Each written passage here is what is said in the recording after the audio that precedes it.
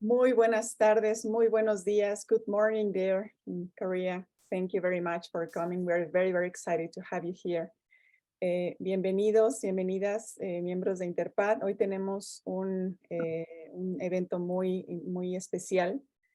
Quisiera contextualizar un poco el seminario de investigación. Lo estamos desarrollando desde hace 2 años y medio, casi 3.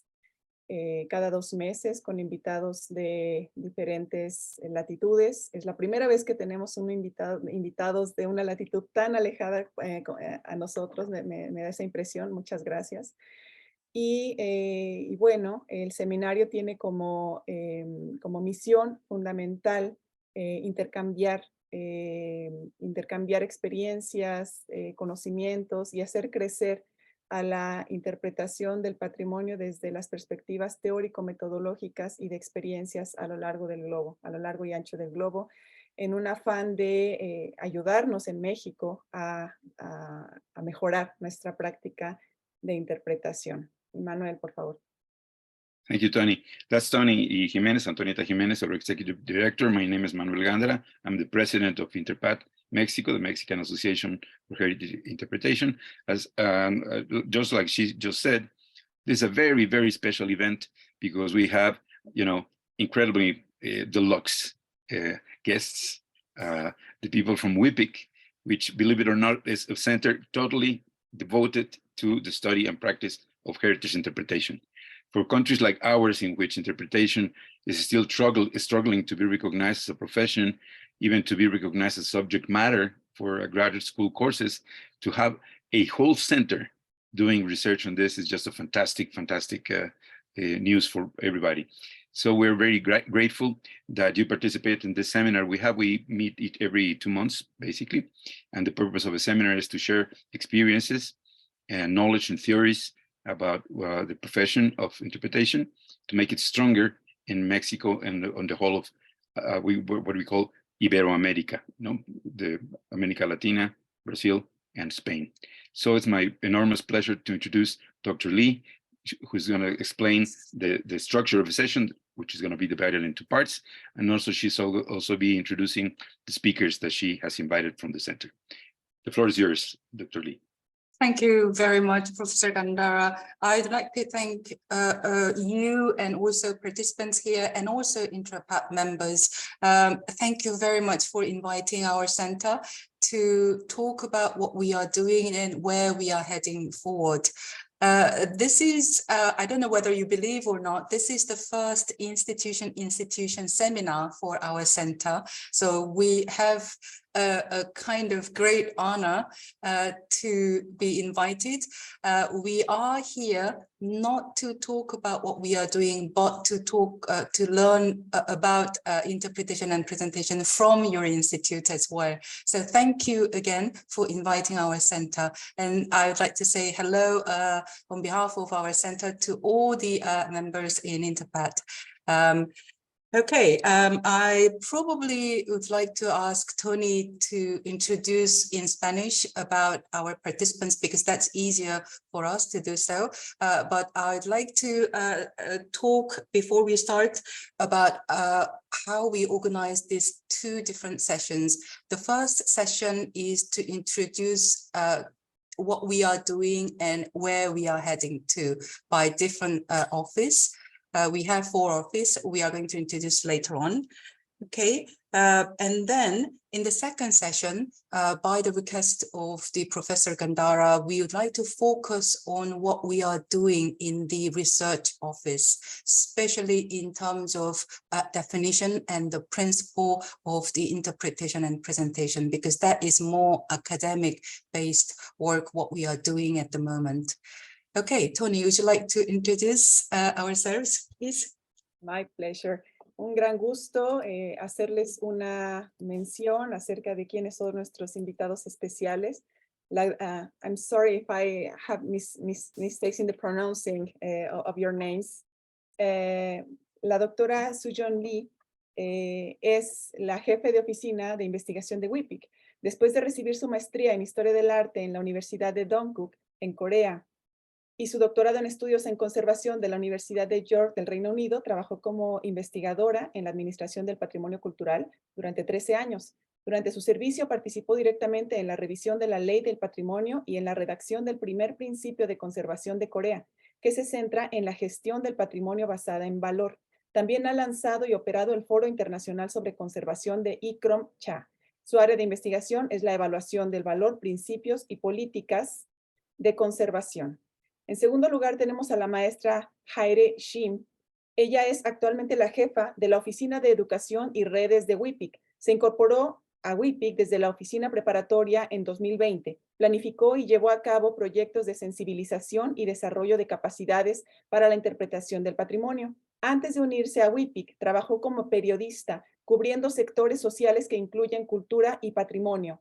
También trabajó para ICAP y ICHCAP, 선생님 소개할 때 카메라 잠깐 켤래요? Centro de Categoría 2 de la UNESCO, que salvaguarda el patrimonio cultural inmaterial en la región de Asia-Pacífico. Recibió su maestría en estudios de patrimonio cultural en University College London, en el Reino Unido, y un BA en Teología y Filosofía en la Universidad de Yonsei, en Corea. En tercer lugar, tenemos a la doctora Na-Jeon Lee. Ella es especialista principal de programas, Oficina de Estrategia y Planificación WHIPIC de la UNESCO. También estableció el centro desde el cual se lanzó la iniciativa para crear WHIPIC en 2020. Tiene un doctorado en política de patrimonio de la Universidad Nacional de Patrimonio Cultural en Corea. A lo largo de su tiempo, de más de 10 años estudiando arqueología, antropología y estudios del patrimonio, su principal interés ha sido cómo representar los múltiples valores del patrimonio desde la perspectiva de la interpretación del patrimonio. En cuarto lugar, tenemos al maestro Nam Won Kim, especialista de programa de la Oficina de Gestión de la Información UNESCO WHIPIC. Nam Won estudió folclore en la Universidad Nacional de Angong en Corea. Ha realizado múltiples estudios de campo donde observó y documentó la vida folclórica de las comunidades rurales como parte del patrimonio intangible. Durante sus estudios de posgrado en la Universidad Técnica de Brandenburgo, en Alemania, obtuvo un conjunto esencial de conocimientos sobre el patrimonio mundial y su articulación internacional con la UNESCO. Además, recibió una beca del DAT para el programa Patrimonio en Conflicto en la Universidad de Helwan, Egipto, en 2018. Actualmente es especialista de programa en la Oficina de Gestión de la Información de la WHIPIC de la UNESCO, a cargo de proyectos como planificación de la Estrategia de Información ISP y estudio básico sobre la presentación del patrimonio mundial. Finalmente, contamos con la presencia de la maestra Su Jeong Kang. Ella es especialista del programa WHIPIC de la UNESCO y dirige la investigación teórica sobre interpretación y presentación del patrimonio que cubre conceptos y definiciones, establece principios e inventa nuevas pautas. Especialista en patrimonio mundial, interpretación del patrimonio y políticas de gestión del patrimonio, sobre la base de su experiencia en varios proyectos de desarrollo de capacidades en el ICROM y un proyecto de evaluación del impacto del patrimonio en Corea del Sur. Después de obtener su licenciatura en Gestión del Patrimonio Cultural en la Universidad Nacional de Patrimonio Cultural de Corea y su maestría en Estudios del Patrimonio Mundial, se incorporó a un programa de doctorado en Gestión del Patrimonio Cultural en la Universidad Nacional de Cultura de Corea. Para estudiar cómo reflejar la interpretación y presentación del patrimonio dentro de las políticas nacionales de patrimonio en Corea del Sur.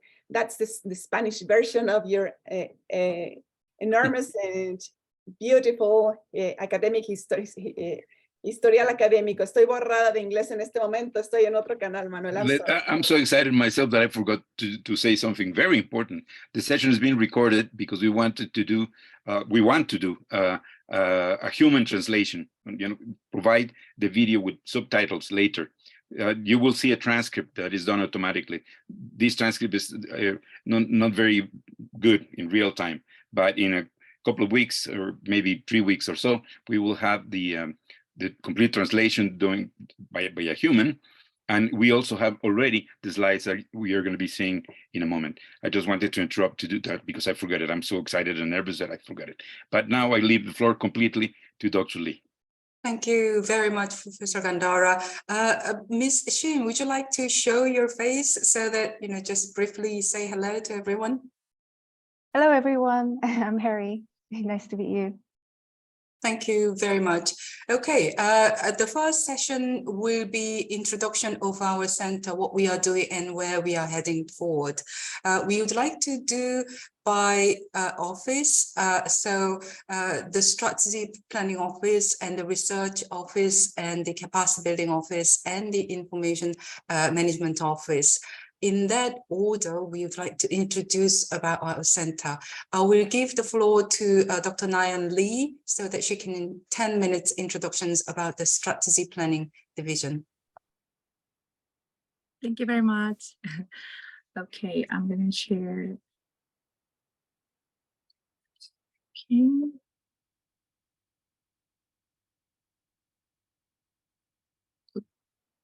Okay. Okay.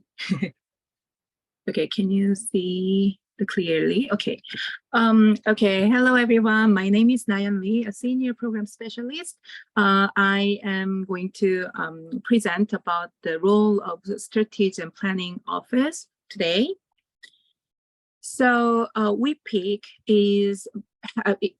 has really long name, which is International Center for the Interpretation and Presentation of World Heritage Sites under the auspices of UNESCO. We have three main roles, which is research and capacity building and information sharing of World Heritage interpretation and presentation. Yes, and we also have really normal structure of the center with 4 different offices. And for now, we have 24 staffs, including 3 heads of the office and 11 program specialists. Yes, and our budget annually has $1.82 million supported by Korean Cultural Heritage Administration. With 5 core values, we do have mission and vision. And mission is to diversify values of world heritage through inclusive heritage interpretation and presentation. And our history starts in 2018. The center was established in January 2022 after 2 years preparatory offices effort. Thanks to full support from many organizations and experts, including Manuel, it has only taken 3 years to establish the center from the approval of the 14th UNESCO General Assembly in 2019. And actually, the main role of Strategic Planning Office is to provide operational support to enable the activities of the other offices that will be introduced later. If you think of the center as a pyramid, our office plays a role both at the top and at the bottom at the same time. So last year, the Korean government and UNESCO headquarters signed an agreement to establish the center. The Ministration of the Cultural Heritage Administration of Korea represented the Korean government, and the Assistant Director General for Culture represents UNESCO. The date was May 23rd, which became our anniversary of establishment. So, okay. Yes, to celebrate this, we are holding our anniversary ceremony this year.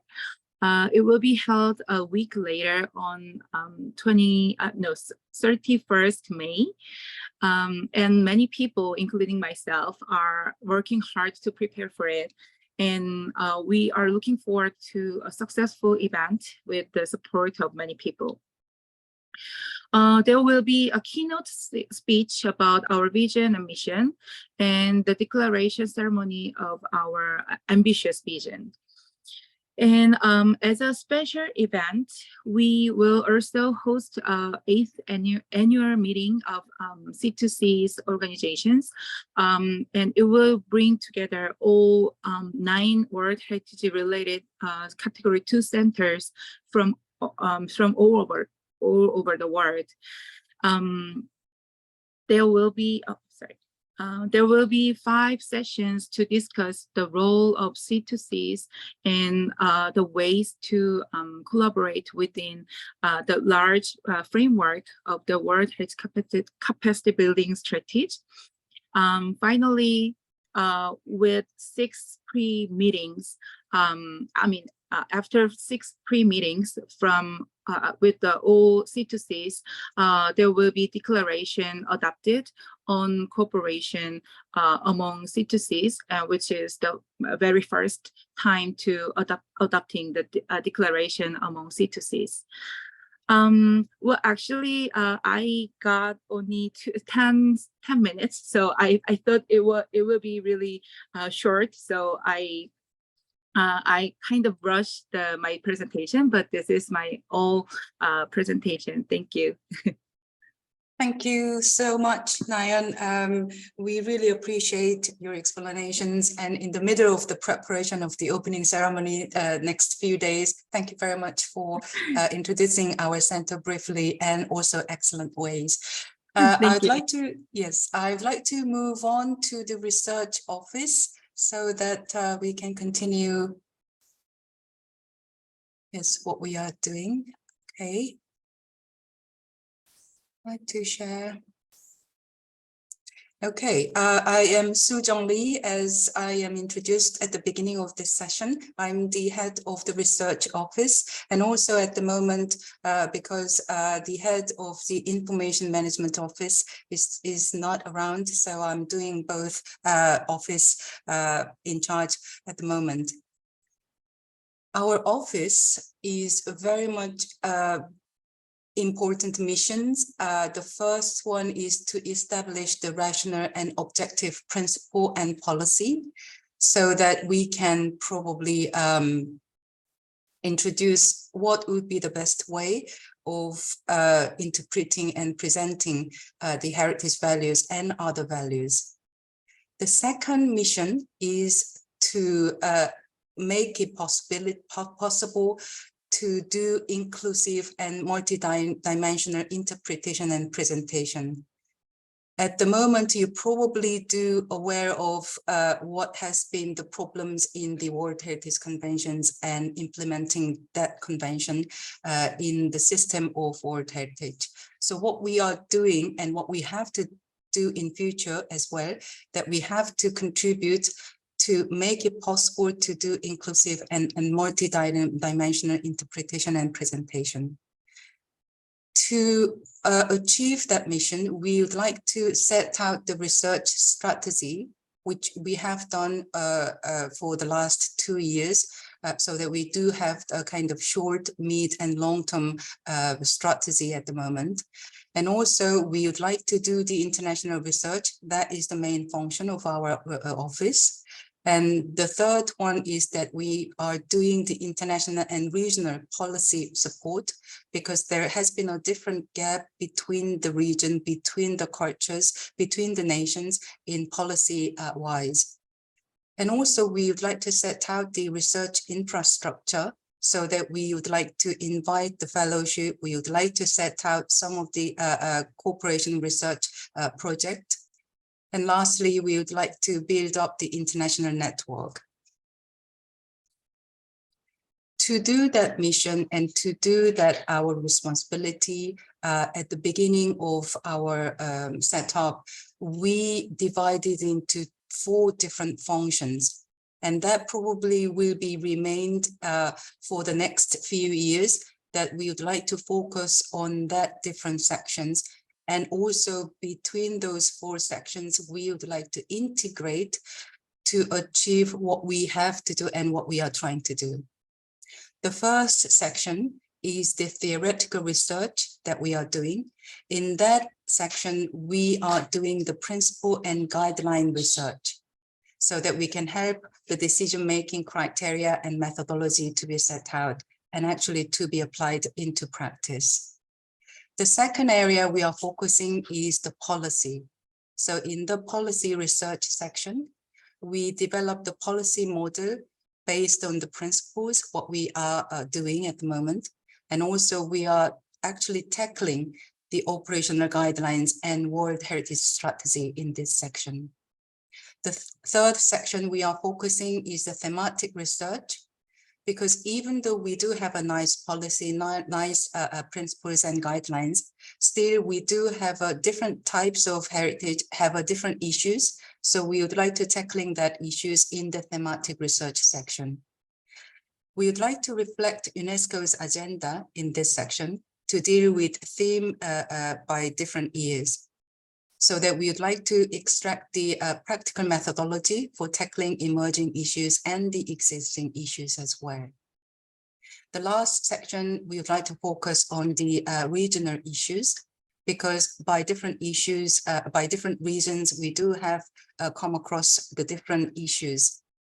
For example, in Africa, we do have the number 6 criteria issues, and in Asia, we do have a lot of development issues in conservation process. So we would like to deal with those kind of issues in the regional research. Last year, probably would be the first year that we have proceeded the major research outcomes. In the theory section, we set out the definition of interpretation, which is drafted the interpretation definitions, which will be published, which has been published last year, and probably we will deal with these issues over and over this year and next year before we publicly announce the definition of interpretation. In policy section, we have there with the sustainable development issues, how we can integrate in the interpretation and presentation with sustainable development goals by the UNESCO's.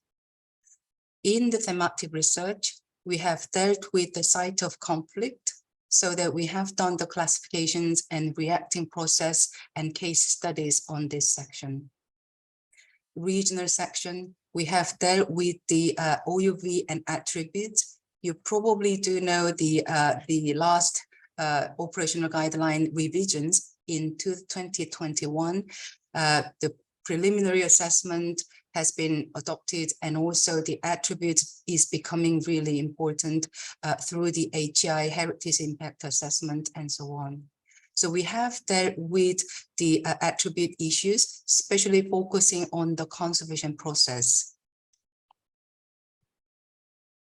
Based on the last year research, we are heading this year project based on the last year outcomes. This year, in the definition sections, we move on to the presentation definitions. So based on the last year interpretation definition, we are going to set out the draft of the definition sentence of presentation. To do that, we have been working with the working group commitment, including Professor Gandara, so that we are collaborating with a lot of experts and also institutions to define interpretation and presentation, which probably you will hear more about these sections by So Jong Kang later on.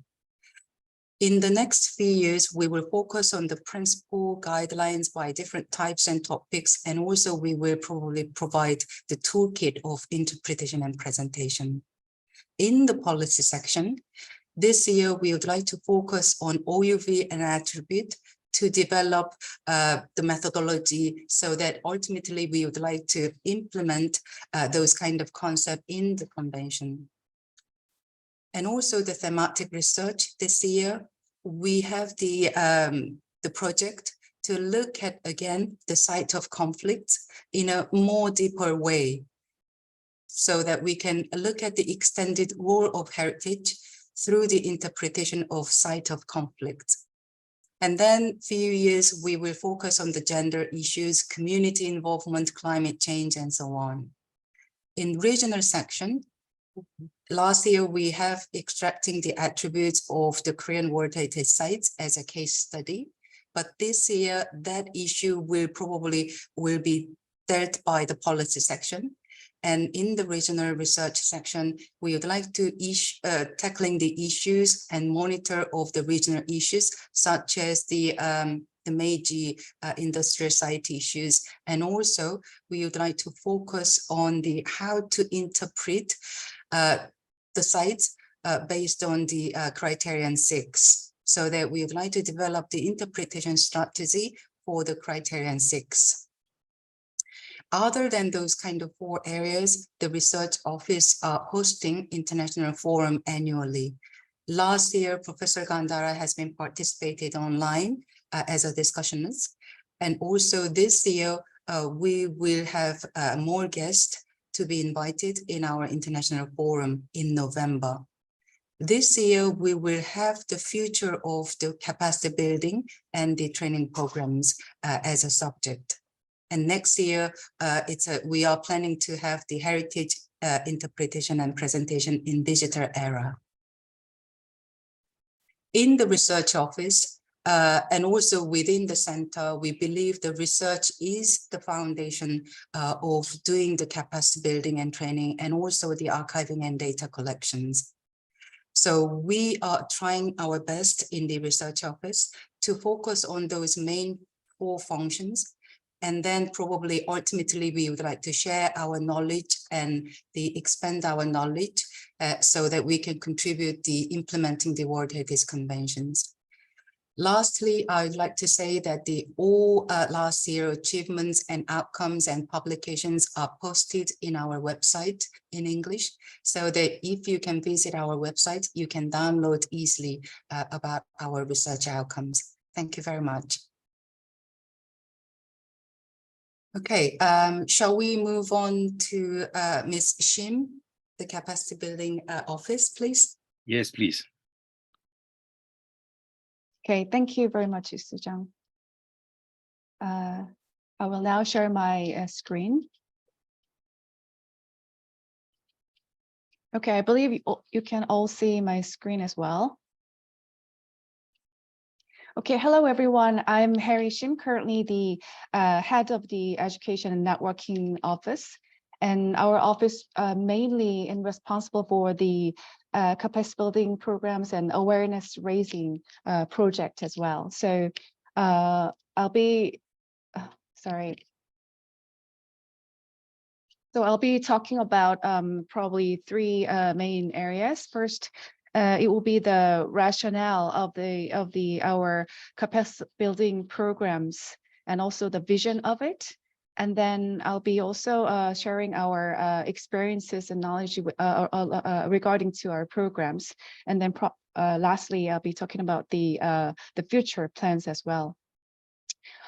So the rationale for our capacity building programs, first, as you know, our center is the Interpretation and Presentation Center. So we are based on the spirit of Ename Charter.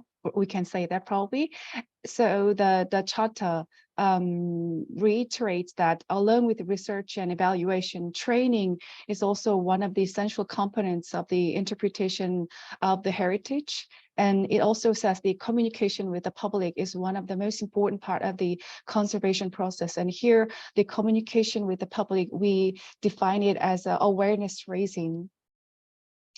And in 2019, we had the feasibility study commissioned by UNESCO.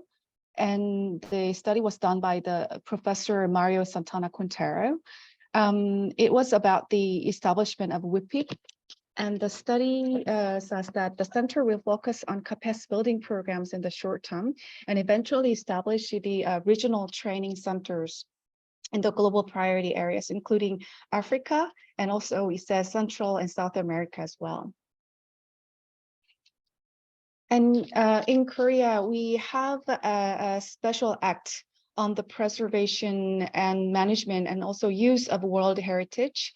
It's the national law on World Heritage, and in Article 18.2, it was the newly inserted in 2020. It was about the establishment of WHIPIC, and it says the development and operation of capacity building programs, promotion of international cooperation, and network establishment of World Heritage interpretation and presentation. So again, the national law also focuses on the capacity building programs as well.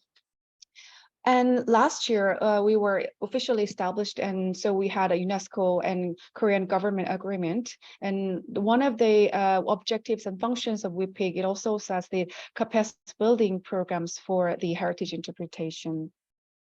And lastly, I would like to say that UNESCO midterm strategy said that strengthening links with the SDGs and focusing on international recovery and reconstruction, emphasis on global priorities.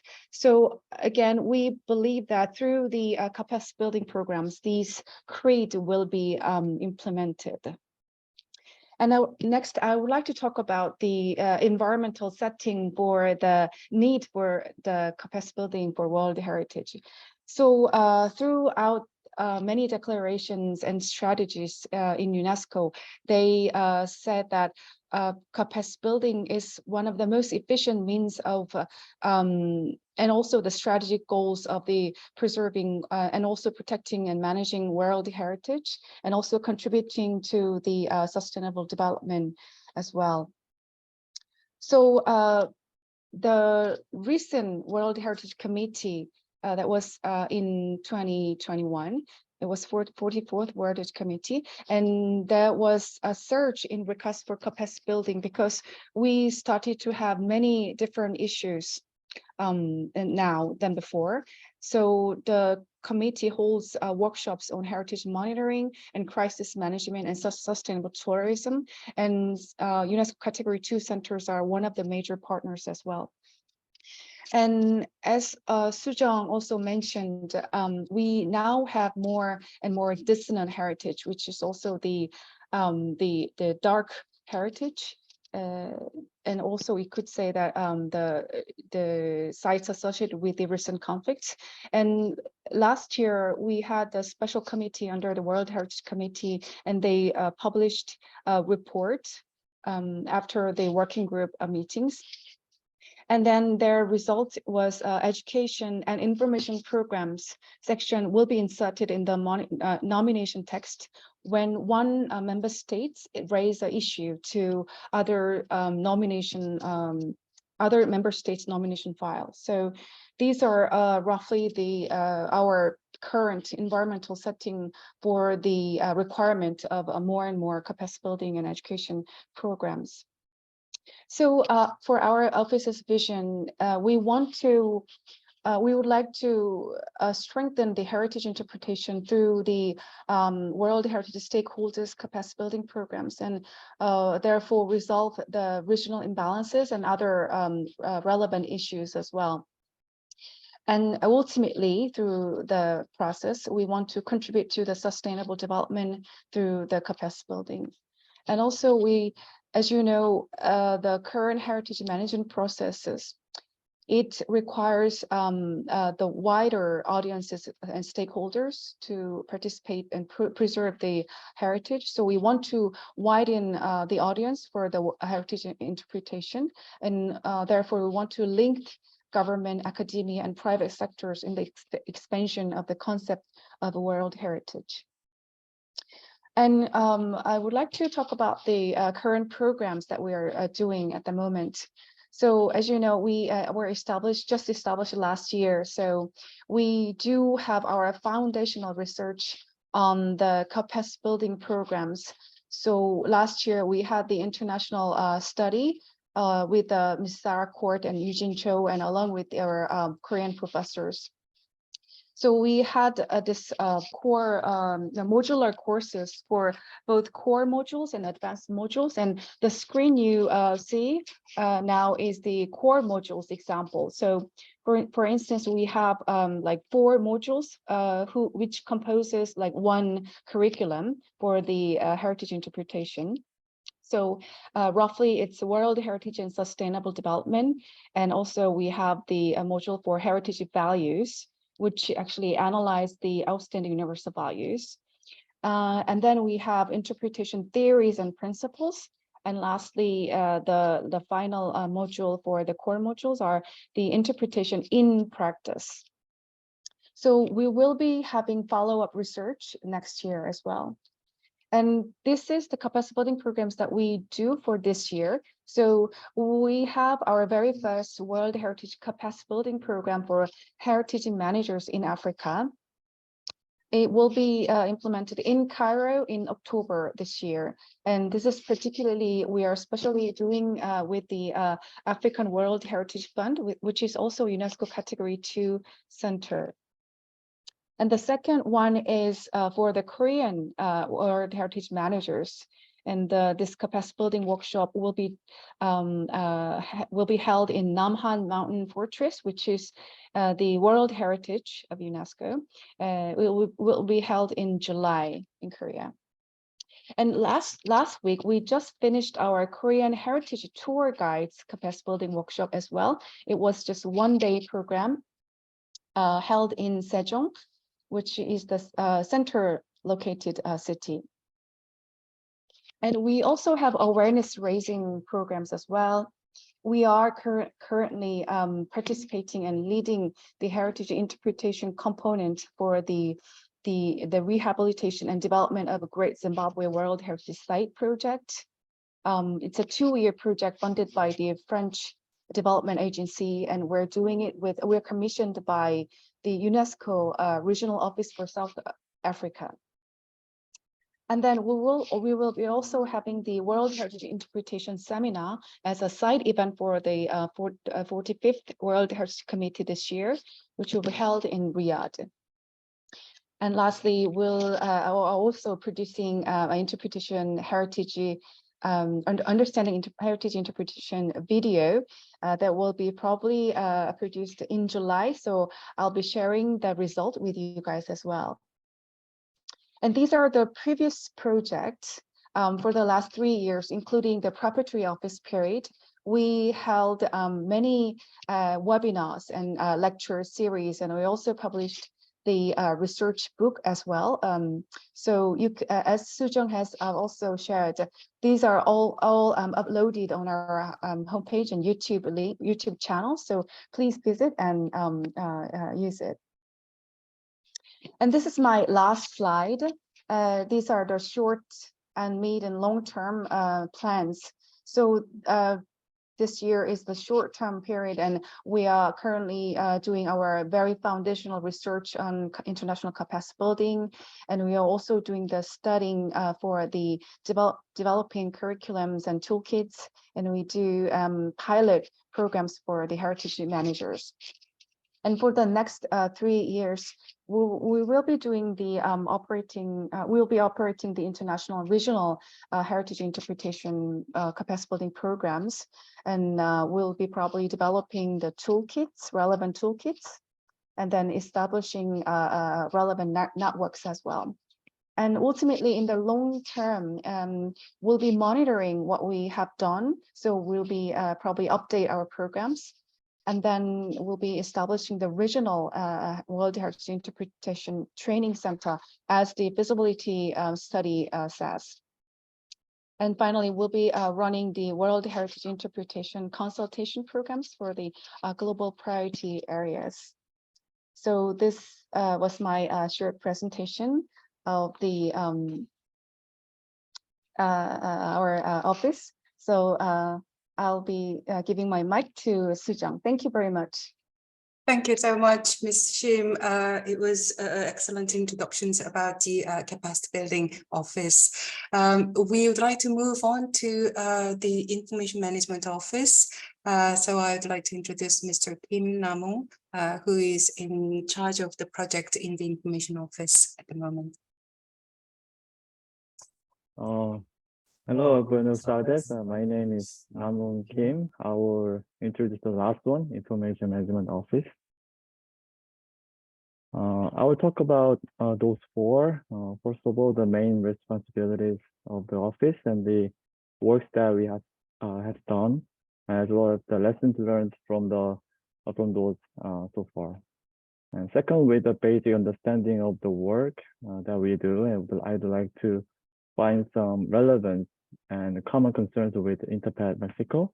And then lastly, I will talk about what and how our office can contribute to it. The functions and responsibilities of the office is based on the Article 6 of the agreement between the Korean government and the UNESCO. We are planning to collect data relating to World Heritage interpretation and presentation. And with the data, we are going to build an integrated information system. Also, a little more than what the name of the office indicates, we are also working on the presentation of World Heritage regarding the methodology to make current presentation practice more inclusive. Information Management Office, I will just call IMO from now on, has responsibilities for informatization and presentation. In 2022, as the birth year of the center, the IMO sets up a mid- and long-term plan with a blueprint of information platform mentioned earlier, and a research foundation based on which methodologies for World Heritage presentation can be developed. We also published monthly newsletters and our first magazine titled Interpreting World Heritage, which covers various areas such as regional issues, cross-sector expert dialogue, interesting cases, and we put together voices and expressions of local community around our heritage site. This year, 2023, we are moving forward with an attempt to specify what is the data of World Heritage interpretation and presentation, in addition to finding a way to standardize it. As for presentation, we are conducting a further research to develop an inclusive World Heritage presentation model that can be used in practice, focusing on a Korean World Heritage site called Sewon, Korean Neo-Confucian Academics. We are continued to publish the magazine. We aim to publish and distribute at the 45 World Heritage Committee in September. Of course, we will also send it to InterpatMx Mexico via post, and please be ready for our future request of your contribution to it. And coming year, the office plans to utilize the basic research outcomes and put it into action, such as data collection, implementation of the methodology into heritage site, and extension of sharing the practice and interesting information happening in the field through the magazine and multimedia. The first lesson came from the interviews with site managers and scholars conducted for the research project in 2021, says OUV and other values should coexist in World Heritage interpretation and presentation. It would be challenging to recognize a vast range of values in the first place. This will require the power of digital and information technologies. Second, we witnessed the importance of providing accessible content and using digital means for audiences to communicate about World Heritage. For example, the YouTube shorts we made about an African World Heritage site in danger have been reached to over 270,000 people since it was released in October and December of 2022. Third, the YouTube shorts can belong to those marked in blue. What was found is that there is no only one best way to share and communicate about heritage. As shown in the category table of presentation methods, there are many options to go for. It is not a certain way or using high technical means are necessarily better, but it should be chosen in accordance with the purposes of the interpreters, the types of content, target audiences, and conditions that people and heritage have in particular, and so on. Lastly, through the publication of the periodicals, it is known that the world of interpretation and presentation exists, and at the moment we see a brief contour of the international community. We recognize that giving them some chances to share and their expertise, experiences, practice, stories, and voices is vital to representing the field. After all, about what is being done by our office, I would like to point out a common agenda that we may have. It is noteworthy that the Interpat Mexico is working to improve the relationship between people and heritage, and it believes better relationship leads to better care and conservation of heritage. Inclusive World Heritage interpretation and presentation is in line with the notion. Simply speaking, it is an approach to expand the relationship of World Heritage with people, recognizing and allowing diverse values to coexist. Making sure the good relationship would assure and strengthen people's ownership of heritage. However, there are some challenges such as the lack and inaccessibility of information and communication about diverse values. And I hope that with the work that we do for implementation and presentation and communication of World Heritage helps overcome the challenges. We are looking forward to an opportunity to contribute to interpretation and presentation of Mexican heritage sites. I'm hoping to work together on making our work, such as information system and technical capacity building, beneficial for everybody. So please feel free to share any suggestion anytime with us regarding World Heritage and other heritage sites as well that you work on. Thank you, gracias. Thank you so much, Mr. Kim. I think probably Mr. Kim's last mention probably should come back to us, all of our office, I believe. Because of the time management, we are quite okay about the time management. So Professor Gandara, we have 3 minutes for these sessions. Shall we take the questions or suggestions? Anything you have, what you want us to do in the next research project and information management project and capacity building project? If you have any suggestions, please let us know. Without your opinions, we can't exist. We are really impressed about the scope, the width of the project. I appreciate especially, and I'm sure that my friends from InterpatMx appreciate also the idea of finding the points of confluence of our organizations. And one of the questions that our members had asked has been partially answered. What of these capacity building materials will be available to our audiences in Mexico? But you want to comment on that a little? Yes, Ms. Shim? Thank you, Manuel. Yes, we are currently producing, but you mean the practical, like manuals or principles or guidelines for the capacity building? Courses, online courses and the webinars you mentioned. Oh, okay. So currently we are based on the regional capacity building program. So this year it was Africa and Korea. But then next year we want to expand our regions and we want to have also international programs as well. So probably next year maybe we can do with your organization, we can have a joint capacity building programs. And for the webinars and lectures, and it's already online, so you can always participate. And we will be sharing the information before the webinars or lectures are coming out. So fantastic. Yes, thank you very much. Yes. I don't see any other questions, at least, but I'm very bad at looking at you and then looking at the chat. But there was someone that is going to be monitoring. I don't know if you have any other questions, Tony? Well, yes, thank you very much for these excellent presentations. It's very exciting to see what's going on about interpretation in UNESCO with you.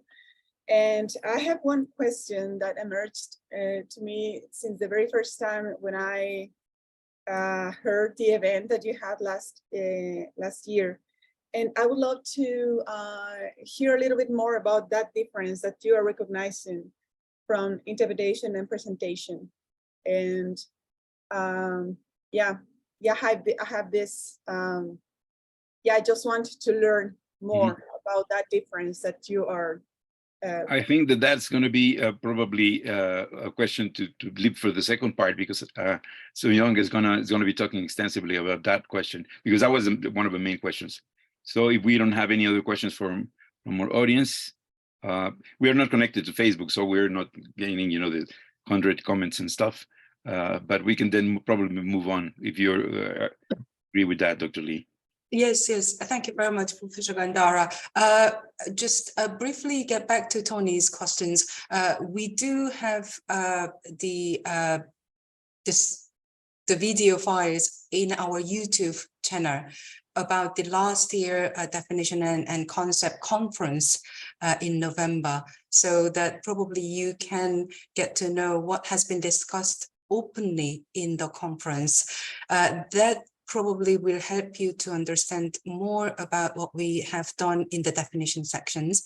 And also most of the webinar, as Ms. Shin mentioned, most of the webinars and the series of the capacity building and public lectures are on our YouTube channel and also on our website. So that please visit us. And also we do have the, as Mr. Kim introduced, we do have the monthly newsletter to publish in English, so that probably you do know what is happening this year and next month and the coming month about the events and the training programs. So please click on our website.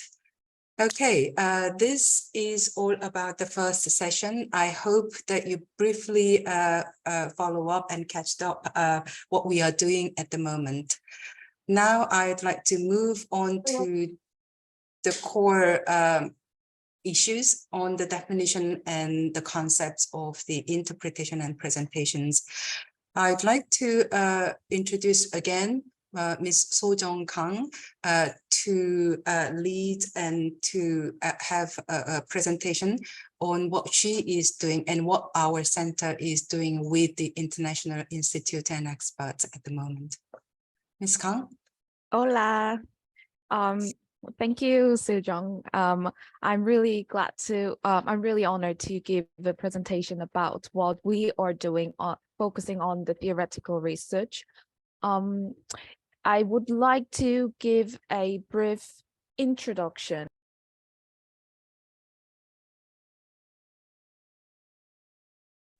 So-Jung, you are muted. Just one sentence you missed. Okay. Okay. Then I will go. So basically, I would like to introduce a little bit about the theoretical research, and then moving over to the definitions and concept research that we are focusing on. So I'm going to share the screen. Hope you can see it. There you go. So this is the structure of theoretical research area of WHIPIC, as Soo-Jung already explained in the research office part. We have different research areas, but this one is mainly focusing on the theories, and it is basically the mid and long-term plans for the theoretical research part. Those parts are divided into 3 different phases. In 2022 and 2023, we are focusing on the concepts and definitions. And from this year to the next year, we will going to discuss about the principles and guidelines. And then we will focusing on the practice and implementation of these concepts and definitions, principles and guidelines that we have developed so far. So in the first phase, these are the main questions that we are pursuing and finding out for answers. Do the concepts and definitions of heritage interpretation and presentation need to be changed? How can we define the concepts and definitions of heritage interpretation and presentation? Who should participate to the process of heritage interpretation and presentation, and what are the roles of them? These are the main questions that we are focusing on. And then probably it is related to the comments and questions from Tony and Manuel that we are going to develop principles and guidelines regarding under these questions. What are principles for heritage interpretation and presentation? What do we need to consider specifically for these principles? How can heritage interpretation and presentation be implemented to the conservation and management system? How can heritage interpretation and presentation be implemented appropriate in heritage practices? These are the questions for these are the questions connecting to the practices and implementation as well, because definitions and principles are just the words. It might be just left in the text, but what we would like to direct to in the future is to use it in reality and make it work in the World Heritage or heritage field. So that connects to the phase 3, practice and implementation. What is the aspect of good practice of heritage interpretation and presentation? How can the principles and guidelines for heritage interpretation and presentation be used in reality heritage practices on the sites? How can heritage interpretation and presentation be evaluated? These are the overarching questions that we would like to find out answer for. So I would like to move on to the research itself, focusing on the definitions and concepts. I would like to give more details about the year 1 and its research outcomes. When I started the presentation, when I started the project on the definitions and concepts, I put the main research question as what are the definitions and concepts of heritage interpretation and presentation. Then I set up different research questions. The first research question is, do the concepts of definitions of heritage interpretation and presentation need to be changed? Because there are a lot of current definitions and concepts suggested by different institutions, individuals, scholars, etc. And they are still using those principles and concepts. So do we need to change, or do we not have to change, or do we just need to revise something? That was the first question that we faced. And then the current set definition of heritage interpretation and presentation be able to deal with the heritage issues in the contemporary world. It is basically, I personally think it is because the we are focusing on the world heritage, and world heritage is covering a lot of different state parties, countries who would like to, and who has world heritage sites, and they all have different cultural, religion background. So that is the facing different regions faces heritage issues in very different cases. So these are the first research questions. The second one is then, if we need new or revised definitions and concepts, then how can we define concepts and definitions of heritage interpretation and presentation? How have the concept and definitions of heritage interpretation and presentation been developed and changed in history? I think that was important to go back to the origin of the concept, why this concept of heritage interpretation was needed at the time, and then how this has been started and how it has been developed as the changes of the meaning of heritage, or role of heritage in human history. And then what are the key concepts that need to be included in the definition of heritage interpretation and presentation if we are going to revise or if we are going to invent a new one? And what are the important keywords for the definitions of heritage interpretation and presentation? So these are very massive and a lot of in-depth questions that I would like to cover in the first year. But at some point, it was very massive and we had very limited time. So we could only, at last, we finally made consensus that we should focus on the heritage interpretation, not presentation. So in the first year, we focused on the heritage interpretation terminology. The research was divided into 5 different phases or different methodologies. So first, literature review on the development of the terminology heritage interpretation. That has been started from May, but it continued to the end of the publication. And second is working group draft.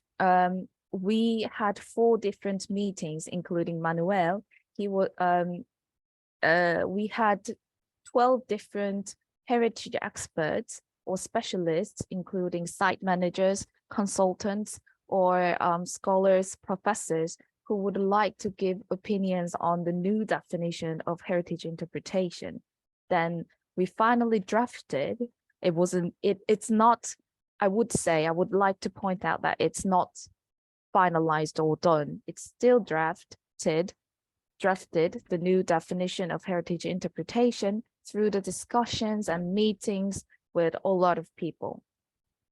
And then we conducted an international survey asking the agreement level of the draft definitions and awareness level on definitions of heritage interpretation and presentation.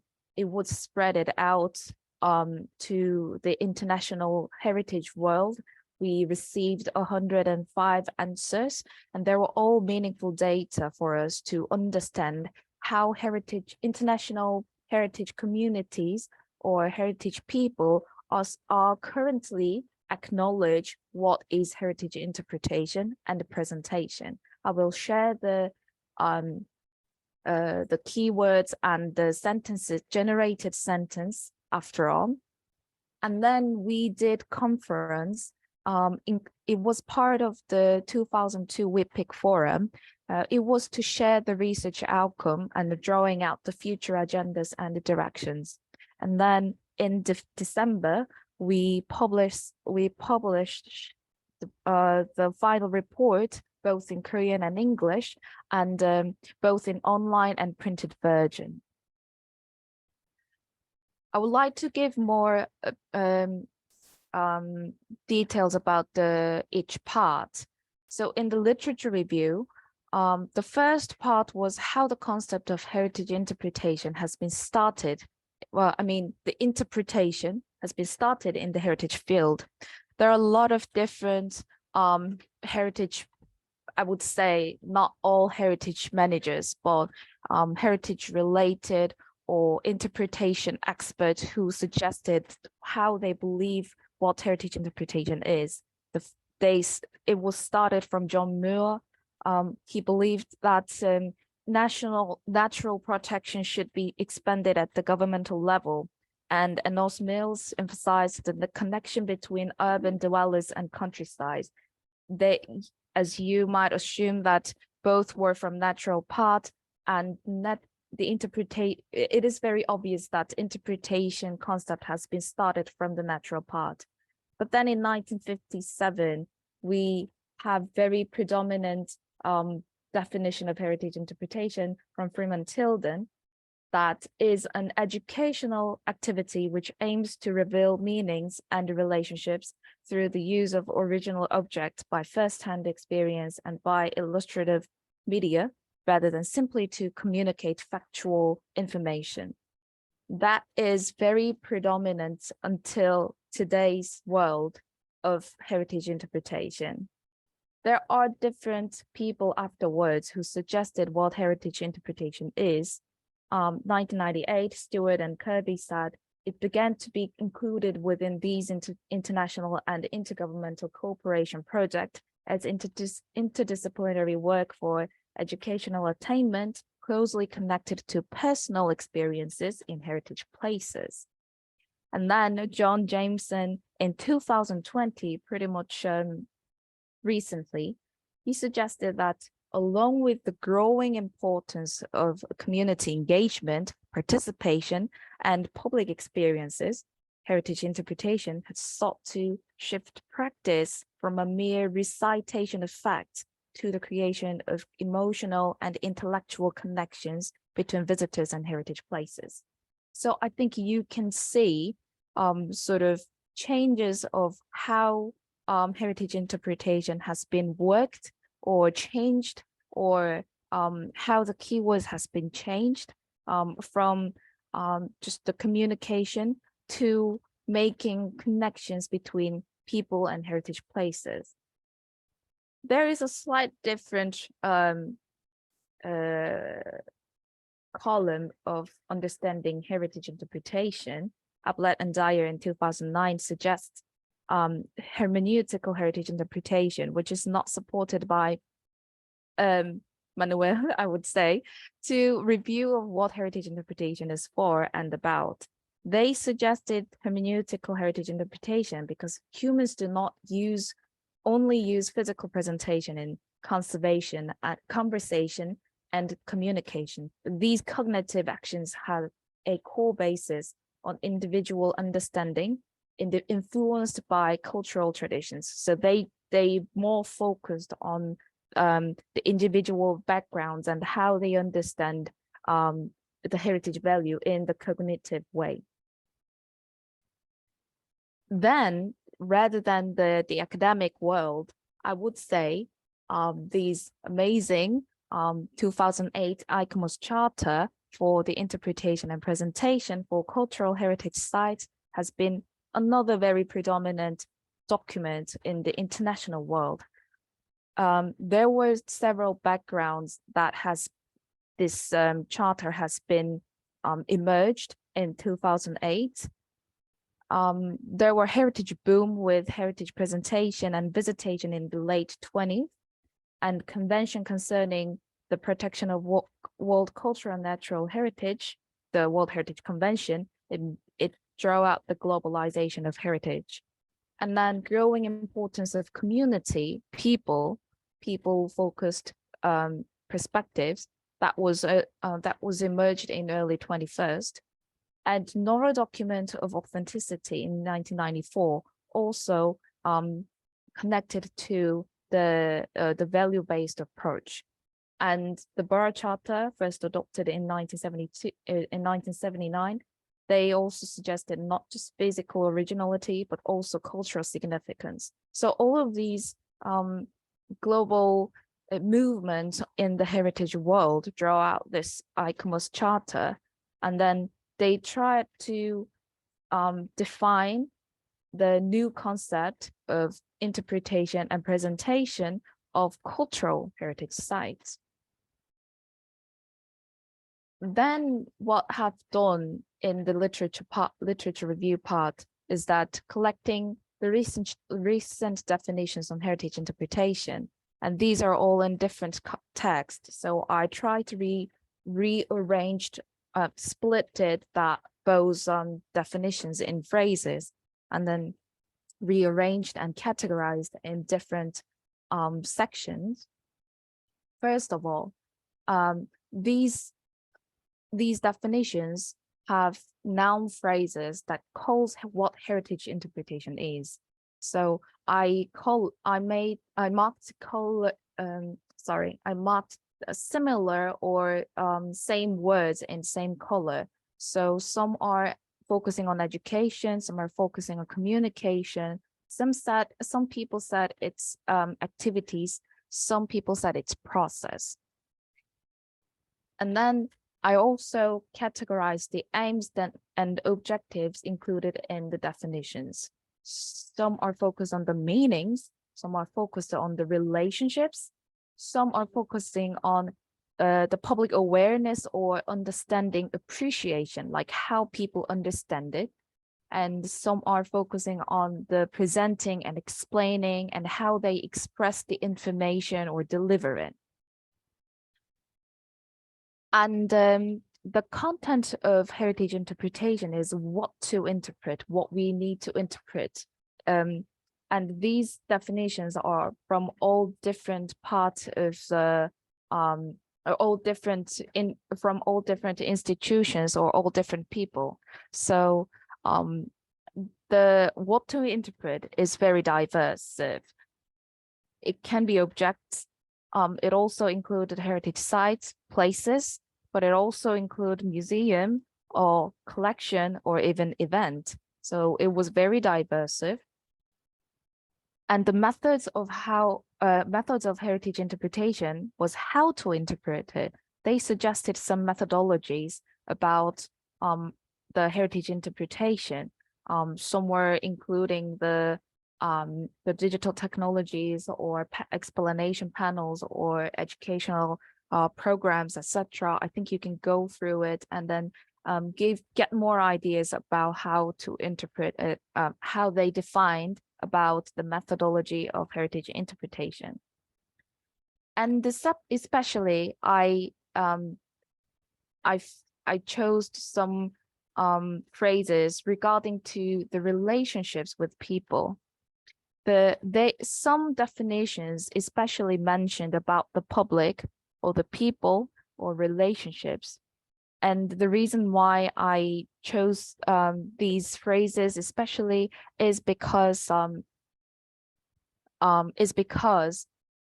heritage places are always related to people. So we cannot completely move out people from heritage places.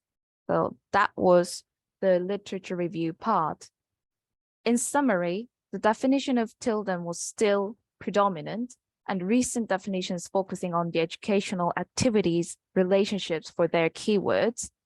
But we need to acknowledge that heritage interpretation is participation and interaction with heritage places, as they are diverse understanding on heritage. According to what people understand and what their background is, how they understand heritage values are all different. So we need to keep that in mind. And good heritage interpretation involves provocation and a form of action, as Tilden said, but that does not guarantee those provocation and form of actions are always positive and beneficial for the heritage or their stakeholders. So heritage communities are the keywords that I would like to emphasize.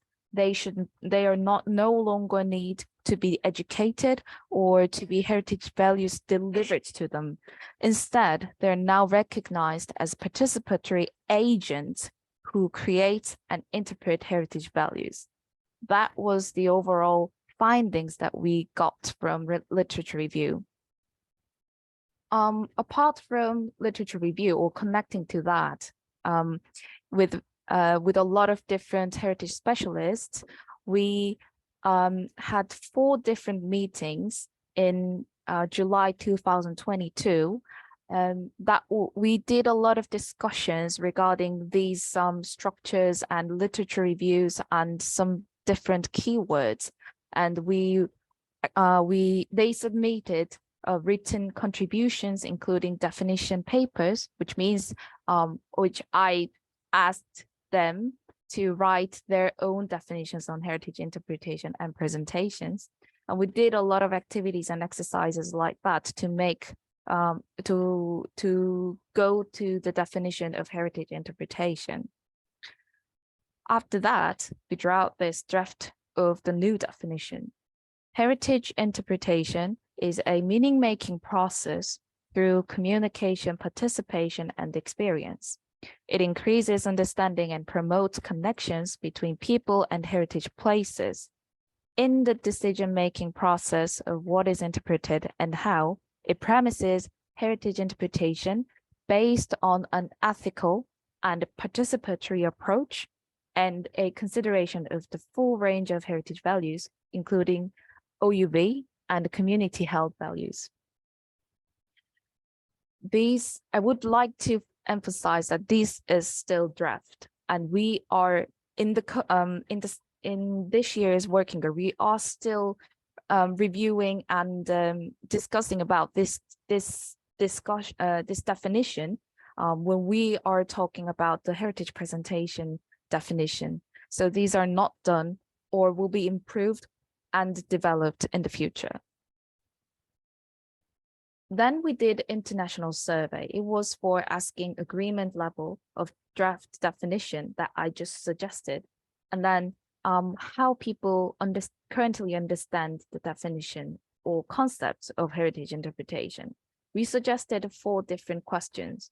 First of all, before that, I would like to say that the sentences here are automatically generated by computers. They might have some kind of grammatical error or something.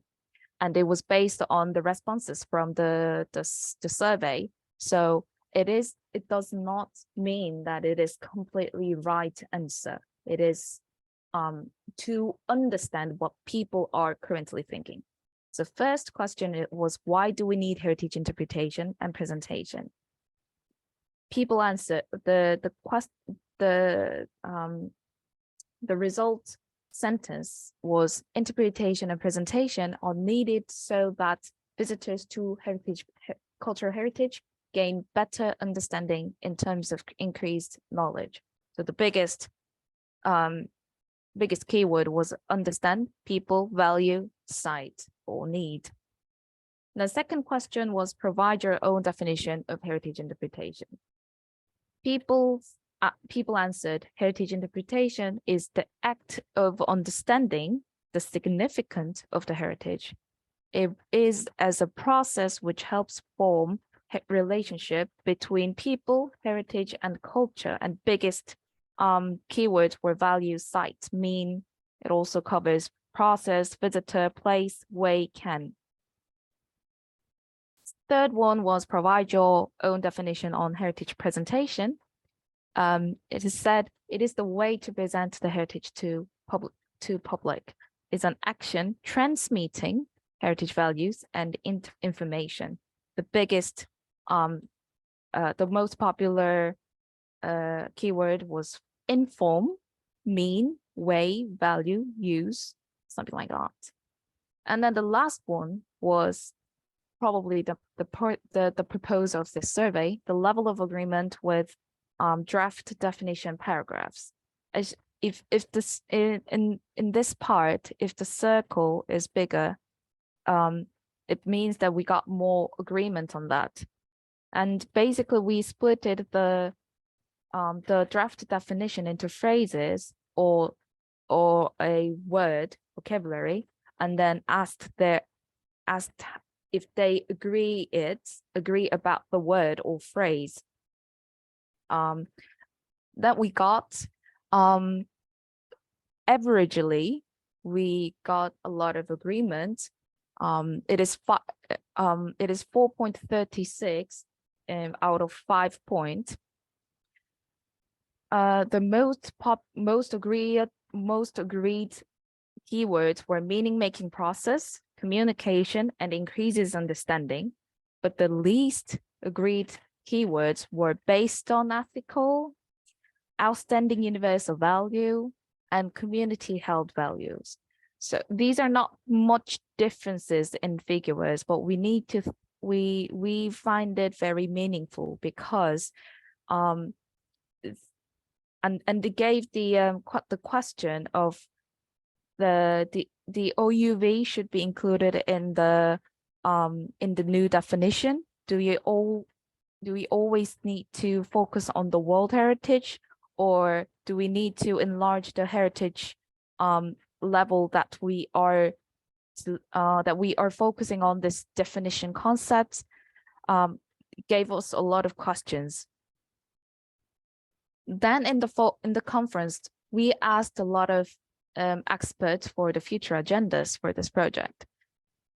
First of all, we need establishing governance or improving concepts and definitions, because the concepts and definitions should be changed, improved, and developed afterwards according to the changes of heritage understanding, heritage role, or what the international society need from heritage world. And another perspective is that difference of international interpretation and heritage interpretation. We have different understanding on the term heritage interpretation as a form of inference or value assessments by experts or communication of values. We need to figure out what we are going to draw in this project. And third, the heritage interpretation and presentation to reflect different stories.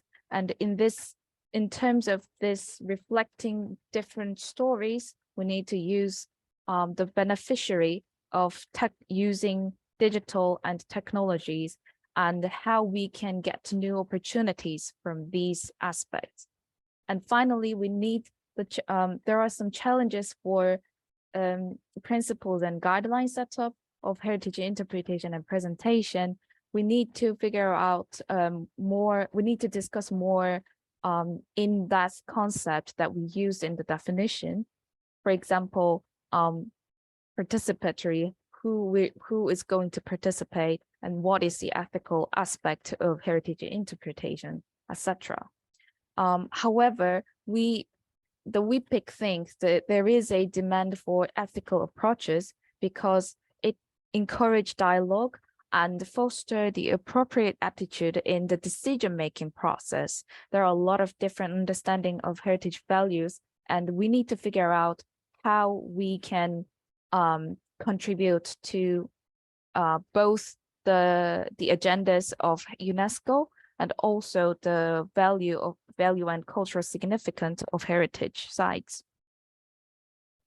So in the year 2, we are still focusing on the same research question, but we are more focusing on the presentation part. I think Tony asked about what is the core difference of interpretation and presentation. Well, actually, I would say we are still on the way to find the answer of that in this year's project. Yesterday, we had the second working group meeting of this year, and that came out. That question has been came out again. Even we decided to the draft of heritage interpretation. So I think we need more discussions and reviewing of those two differences, the core differences of the two different concepts, or how we are going to use those terms in what sense or in what situations or for what functions. This year's project, we are more focusing on the literature review, working group and publication. So the structure will be similar, but we are more focusing on the working group, including the written contributions. And the participant, we are going to draw out the keywords for the principles of heritage interpretation and presentation, hopefully. And then the participants and their roles in the process of heritage interpretation and presentation will be drawn out from the working group, hopefully. And then one of the feedback from last year's project was that the researchers or heritage specialists, they need more something that they can support for their research. So this year's publication will be research report, but also focusing on the written part so that it can help the young professionals or researchers can use it for the future research of heritage interpretation and presentation, which will be also good for you, Interpat Mexico, and also us, the WHIPIC. So we are still on the journey to the new or revised concept of heritage interpretation and presentation. And I hope all of you, we urgently need your help from your help and voices from the South America as well.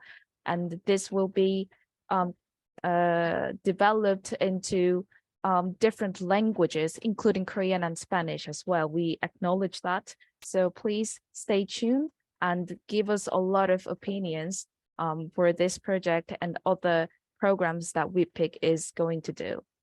That's all for today from me. Thank you so much. Thank you very much, Sojong. Thank you very much for listening what we have done and what we have the challenges ahead. We already have 2 questions. So before we move on to the discussion sessions, we would like to answer the questions, and we probably can find more area that we can have your advice on these issues.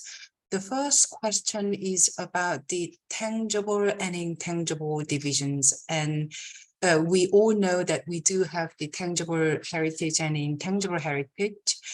So the one participants asked us that how do we deal with the tangible and intangible heritage within our center, within our research project?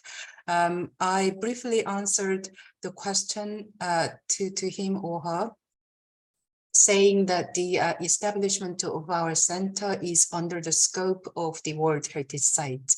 That means that mainly our responsibility is to deal with the tangible heritage site.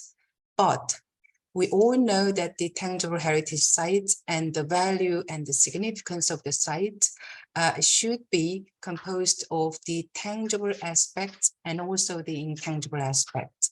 That means in the interpretation and the presentation of the site, that we have to deal with those both 2 aspects, to deal with the heritage values and outstanding universal values.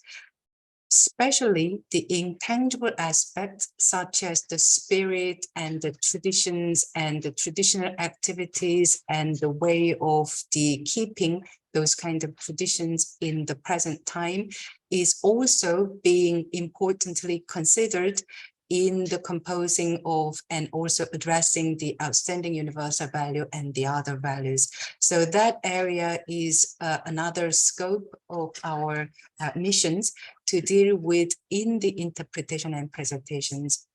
As I explained earlier in the research project this year, that's why we deal with the criterion 6, because criterion 6 is more focused on the intangible aspects of the heritage values. But those areas are understudied, under-researched. So that's why we would like to deal with the criterion 6 to deal with how to interpret those kind of intangible aspects in the actual practice. So that probably would be a kind of brief answer to the first questions. Sojong, would you like to add more if you consider about your project in the definition and concept? It's a really good question, and can you hear me properly?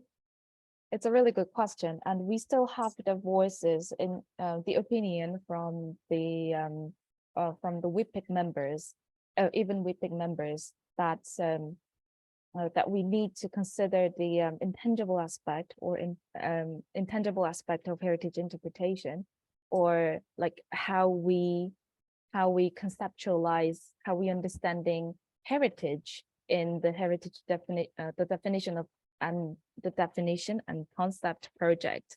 But as Dr. Lee said, this definitions and concept project is pretty much focusing on the World Heritage interpretation and presentation. We did not specifically mention World Heritage because we hope that it can be used for not listed heritage places, but our approach at the current moment is based on the heritage places, and we hope that it will be expanded to the intangible heritage or documentary or the memory of the world under the UNESCO program, so that the whole heritage world can be combined and have comprehensive understanding in heritage interpretation and presentation. To be honest, at the starting point of this project, we were going to define World Heritage interpretation and World Heritage presentation, but there were internal opinions from working group and our WHIPIC member research team that it shouldn't be.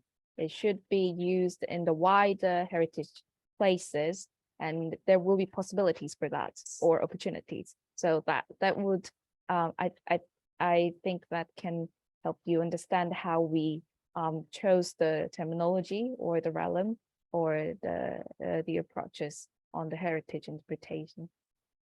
Okay, thank you very much, Ms. Kang. Next question was about the whether we have the children's and young people's training programs, educational programs, and so on. Ms. Shim, would you like to answer those questions, please? Yes, thank you for your question. If I'm not wrong, yes, you did ask about whether we have programs for children and youth. Widening the audience to the participation in the protection and use of heritage is one of our goals. So students are one of our main audience, of course. So we do have a special program for the youth at the moment. So we do have outside of school special curriculum for the local high school students at the moment. So it is titled UNESCO and Heritage Interpretation, and it has 7 classes, including World Heritage, Intangible Cultural Heritage, and Memory of the World, and Jobs and Heritage, and also the Museum and Heritage. So we this semester we run this program for the pilot project, and we want to extend it as a national, also international program. So currently we are talking to many stakeholders, including city offices for education and cultural heritage administration, and also for the UNESCO National Commission as well. So we probably will expand this program to the probably the universal one in the future. Thank you. Okay. We have quite many questions. The next question from Anto Jimenez saying that which are the main challenges we recognize for the implementation of interpretation in World Heritage Sites? Sojong or Mr. Kim, would you like to answer those questions, please? I think I can give a short answer about that. First of all, we don't have much. We have been told a lot of requests and voices from all over the world who are working for heritage sites in practice. We have been told that they need manuals that they can use in practice, and they need something that they can use very urgently. But our center has been just established, and we are still very hardly working on producing those kind of resources that they can use. But currently, there are limits of producing those manuals or publications. So we are trying to, that's how we are trying to focus on the capacity building or the education programs, including the online programs that we are doing.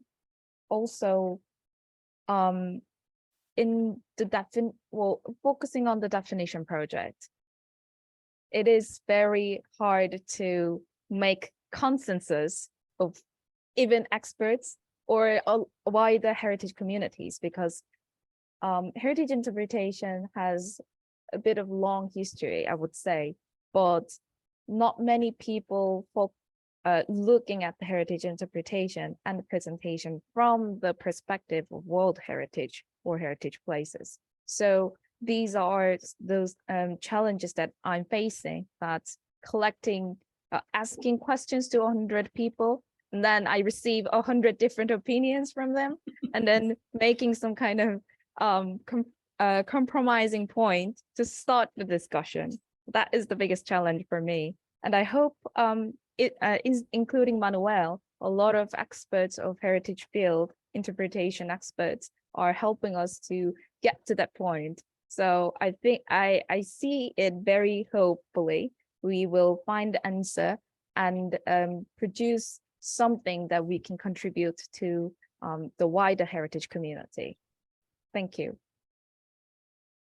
Okay, Mr. Kim, you opened your camera to Yeah. say something? Yes. Okay, I briefly add on to what Sojong said, and I think that the challenges that I see about the implementation of interpretation in World Heritage is coming from what type of interpretation, meaning that what values that you want to deliver at the World Heritage site.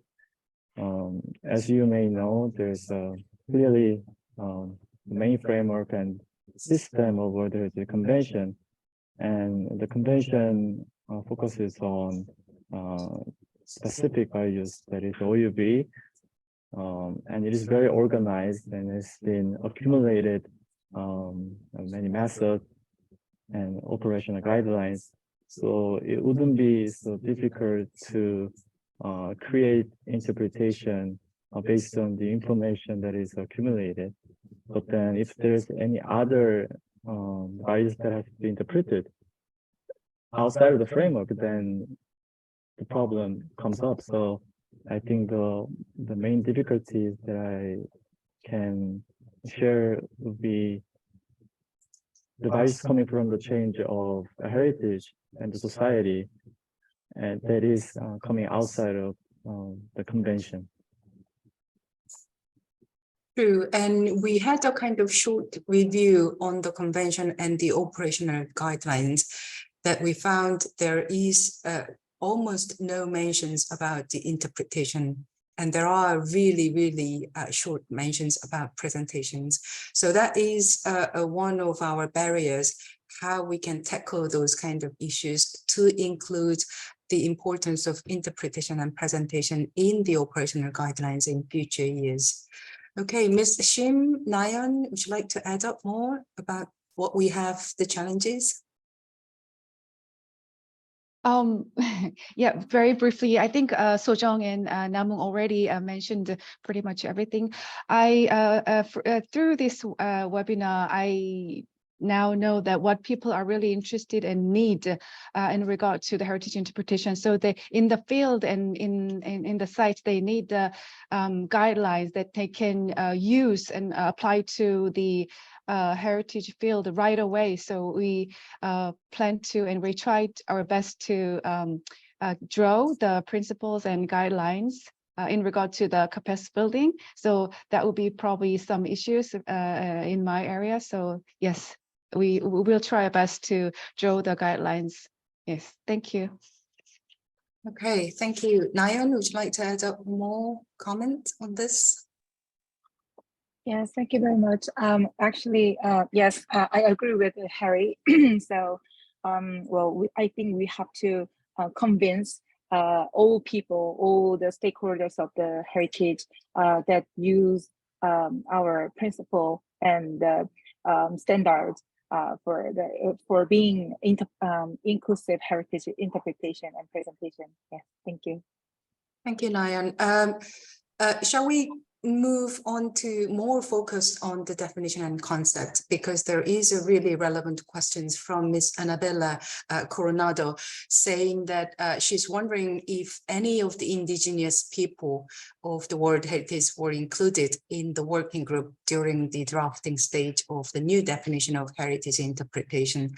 If not, will we be considering for the future planning strategies?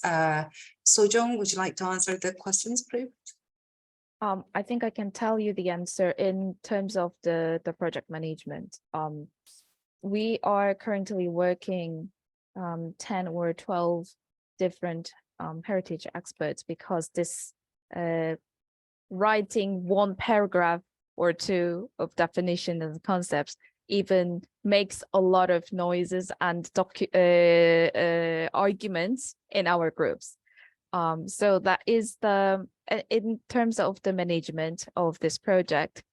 Currently, we're working with heritage experts, but the reason why we did the international survey last year, that was because we would like to hear more voices So it was completely open to the public, and we asked for anyone who are interested in heritage interpretation and presentation to send their response and give their opinions so that we can reflect it. So that was the that was what we did last year.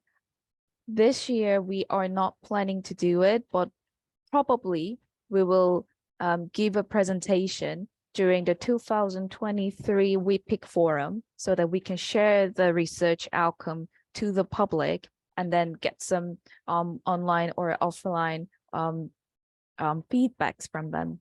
And in the future, what I am thinking very I think very important is that in the level of implementation of heritage interpretation and presentation, as in the third phase of my research, or in the second, the principle of or guidelines, we need indigenous people or heritage communities or stakeholders, that their opinions and active voices are very needed. So I think that they will give more contributions. We need more contributions from them, and we will planning to do it from the second phase. I hope that answers to your question. Thank you. Yes, not only the definition sentence, but also once we reach into a certain agreement on the definitions, I mean, the new definitions of heritage interpretation and presentations, it is more important for us to share those kind of definitions with the various communities, various stakeholders, and also ultimately we have to use it in the capacity building programs. And Ms. Shim, would you like to add a little bit more that how you consider about the indigenous communities on your capacity building programs as well? Yes. So one of our main issues for the capacity building is that we have so much different context and different stakeholders. So, and we want to make the proper and relevant programs for them. So in the midterm and long-term program, we want to research and study on the relevant program for the indigenous people. And for this year, we have a program for with the African World Heritage Fund, and luckily they want to also invite the indigenous sites and indigenous managers. They want to invite the voices of them. So probably this will be the first year to include the voice in our program. Yes, thank you. Okay, thank you very much. Okay, Ms. Annabella Coronado asked another question. Personally, she's not a big fan of the term presenting heritage. It seems like experiencing, interacting, participating can be more accurate term to what actually happens. Yes, I know that Sojong is smiling at the moment. Okay, as heritage specialist, she does not stop at mirroring the introducing someone to heritage. It seems like that the interpreting heritage, it's a very much dynamic and challenging endeavor. So she is excited to see what we do research with. We have the research result in futures about the presentations. Okay, would you like to comment on that, Sojong? It was the biggest question. It is the biggest question that I'm facing, because someone brought back that question again yesterday's meeting. So yeah, I know Manuel's laughing. I think I can answer. I can give you, it's not opinion, but I think it's because there are different perspectives to see heritage interpretation and presentation in the interpretation world and World Heritage world, as we discussed from the last year. Actually, on the World Heritage Convention and operational guideline, the main terminology is presentation, not interpretation. We are actually we did a bit of literature review or skimming the document about using that how the World Heritage world is using that terminology. In that, as we introduced about our center. Our center is focusing based on the World Heritage Convention, and we support World Heritage Agenda or UNESCO's agenda. In that sense, we cannot completely move out the terminology of presentation. But I acknowledge, and we all know, that heritage interpretation is more predominant terminology, and more familiar for the interpreters or interpretation world. So what I am currently thinking, or keep asking, or keep questioning, is that the heritage presentation that we currently think as one-way communication or delivering the information, is it still one-way communication? When we, for example, when we post something on social media, that can be heritage interpretation, but also part of heritage presentation of that individual. And it's very complicated issue, and there are a lot of things that we need to discuss on that. I think that's my opinion, or that's what WHIPIC is currently finding out for the answer. And I think Manuel can add on to that, your question, as he is the participant of the working group. If you allow me, because something happened yesterday that was very, very informative for me, because we have been discussing this in very kind, very friendly manner, very, very productive. I've enjoyed it. I've enjoyed it enormously. And I was precisely concerned about the term presentation, because it's not the way people call themselves, no, all over the world, except for maybe people following the convention. And in one of your last interventions yesterday, you showed what was your main concern, and you just repeated it. And in one of your slides, you say heritage communities no longer need to be educated to have heritage values delivered to them. And I think that the main concern is authoritarian interpretation. This is the way you should understand the site. And I'm with you on that. But would you both? I mean, with the whole WHIPIC team, I'm with you. We're past the moment in which this is the way it should be understood. No, we should fight that. But I'm not sure that I think that I pinpointed out what is the main difference. It has to do with the word education. What we don't want is a didactic experience, like the interpreter turned teacher telling us what to think. And that I agree fully. No? But I am not sure that we are really in a position where people are not required, or they may not benefit from something we tell them about heritage. And what I did recently in this Rome paper that I couldn't go physically, but I went, I participated via Zoom. I showed this slide. Let me just share it with you momentarily. It's from a site we are working currently on. I don't know if you're seeing it now.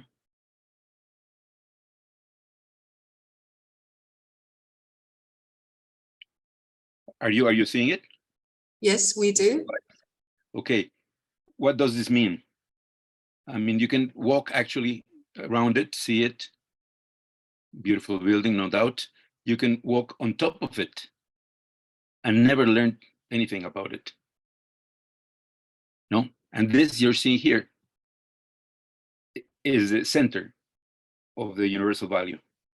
But if you're not an iconographer, if you're not an archaeologist, if you are not even local population, which the site was deserted for 500 years, they would never get it. So if I was a visitor to this site, I would be like to be told what the experts, even when they have fights among them, are thinking. So I'm thinking that maybe the main differences between a didactical, professorial, sort of school-like treatment, which was interpretation during many years, and but we're swinging maybe too far to the other side. And in my opinion, even when communities are presenting their own heritage, they need interpretive strategies, because we other cultures don't know what they're talking about. So this is why I suggested a solution, but I understand now why you don't like the solution. I said interpretation, heritage interpretation is a discipline, there's a profession that we do, no? Has two phases. One is the design or planning of the interpretation, and the other one is the delivery. And I thought that this would solve our quandary. Presentation would be interpretation delivery. But if you're associating delivery with some form of authoritarianism, then that doesn't work. We should find another equivalent. I was happy with my own. This is why I was smiling. I was not laughing. I was smiling approvingly because finally I understood what you were looking at. We don't want interpretation to be authoritarian. And what I would suggest is that you take a serious look at the work of Dr. Sam Ham, which is currently being translated by Dr. Jin Hyung Lee to Korean, because I think that in your review, it has not been really recognized because he's advocating precisely that. As a matter of fact, we cannot make people have meanings other than the ones that they construct. So our duty or job could be to help them if they need it. If they don't need it, that's fine. But I'm thinking that my example of the pyramid of feather separates is good enough. If you don't have an idea, you don't understand what you saw. So we may need to help people. That's why I was smiling, because I understand what is the point of conflict. Thank you. Thanks a lot for both of you. Okay, thank you so much. Please leave any questions if you do have more, and we are really sorry the time's up. So we'd like to talk a day and night and forever, but yeah, it's the time that we have at the moment. If you have any questions, if you do have any suggestions or advice or research outcomes, please share with us through the emails and the YouTube and the Facebook channels as well. It is a great challenge for us to define the new concept, and also based on that concept, drafting the guidelines, and also ultimately we have to publish the toolkit how to interpret the World Heritage Sites, which is a big challenge, big task for us in the next few years. Without your help, without your interest and advice, it is not possible for us to do so. So please help us and please share with us about your ideas in future prospects. Okay, thank you very much, Manuel, Professor Gandara. The floor is over to you again. Well, we are so happy to have had you. I think that it's so impressive. I go back to my original comment. It's so impressive to have a whole center studying interpretation that just when I learned about it, it blew my mind. I think this is a dream world, a dream come true. You know, finally, someone, lots of people, an incredible team is studying this seriously, and the Korean government should be applauded because the big investment they're doing in this. So I just wanted to thank you again. We gladly will keep this communication going because we're learning a lot. I should add that WHIPIC is very concerned with something that in Mexico is not as prevalent yet, and it is the interpretation of contested sites. In one of the sessions I have been looking at, because that is not my working group, it's another working group.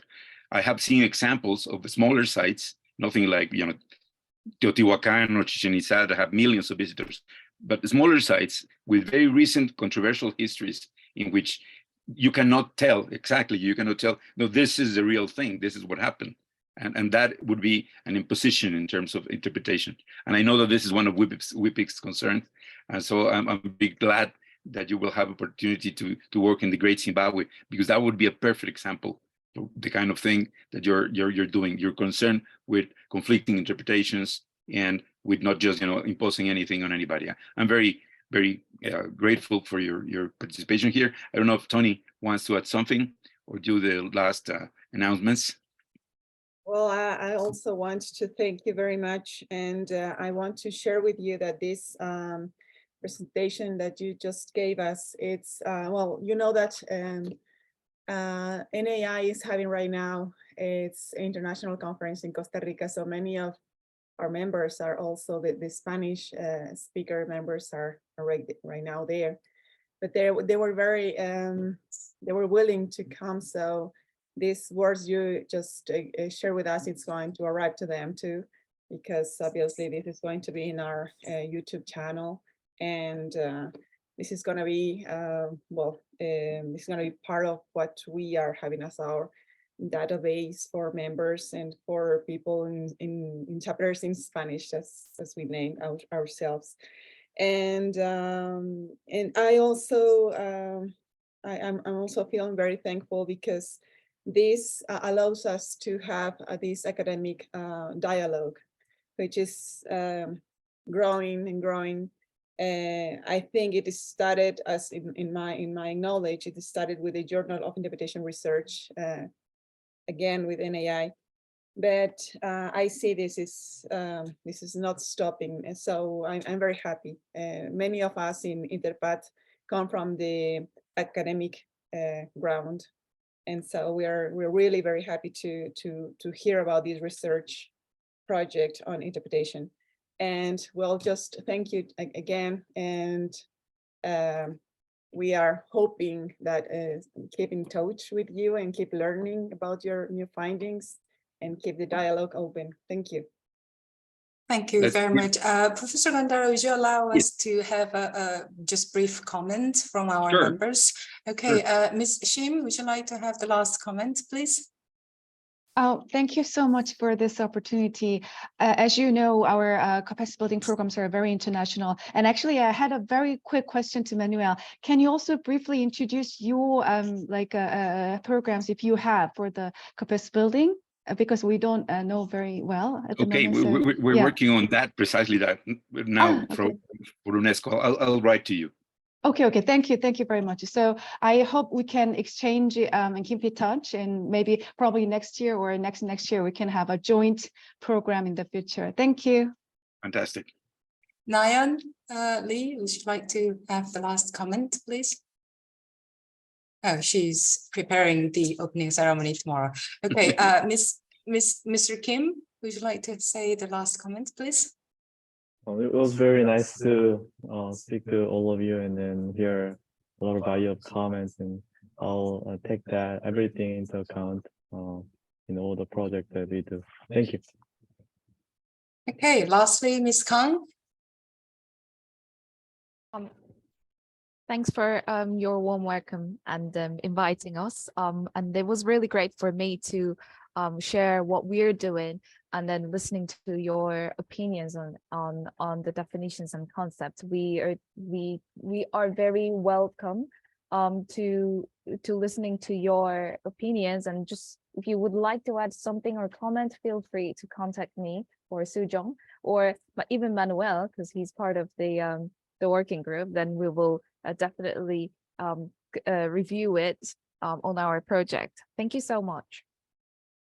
Okay, I'm asking if we are allowed to take a picture from all of us with everybody open their cameras. Yes, that is exactly what I would like to do as well, because we'd like to post in our SNS. So if you allow us to post in our SNS your face, you can open your camera on, and we can have a screenshot together. Fantastic. Okay, yes, are we ready? Thank you, Annabella, for the questions. Well, in this note, I